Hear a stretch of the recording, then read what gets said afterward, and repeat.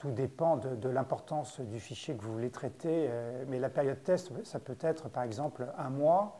Vous pouvez vous dire que pendant un mois, vous allez mener chaque semaine, par exemple, 2 heures de prospection en direct vous-même, ou que vous allez confier à une société de télémarketing, si c'est ça que vous choisissez, pendant un mois d'aller appeler un fichier de 100 entreprises, et vous allez voir le résultat qui en ressort. Si soit la cible n'est pas bonne, si ça ne fonctionne pas, vous pouvez toujours changer de cible ou de moyen de prospection. Déjà, la prospection ne fonctionne pas à tous les coups, donc il faut se fixer des objectifs, il faut pouvoir mesurer ses résultats en termes de prospection.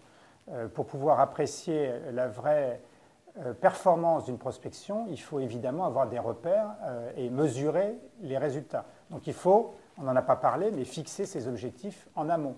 Ensuite, quand on va faire de la prospection, on va convertir ou pas convertir certains des prospects qu'on rencontre. Donc il faut se fixer aussi d'ailleurs des objectifs en termes de taux de conversion. Lorsque on n'arrive pas ou qu'on essuie des échecs, il faut donc faire l'analyse de ces échecs et se demander les raisons de cet échec en termes de conversion, voire même de prise de contact en amont. Il y a plusieurs raisons possibles. L'offre ne correspond pas à ce que le client attend. Vous n'avez pas été bon.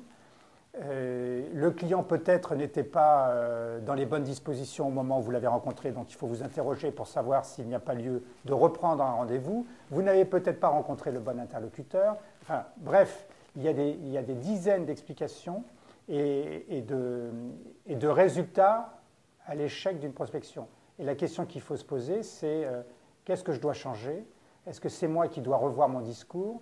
Est-ce que je dois revoir ma cible? Est-ce que ma cible était la bonne? Est-ce qu'elle n'était pas la bonne? Est-ce que le moment était mal choisi? Est-ce que la forme de prospection était adaptée?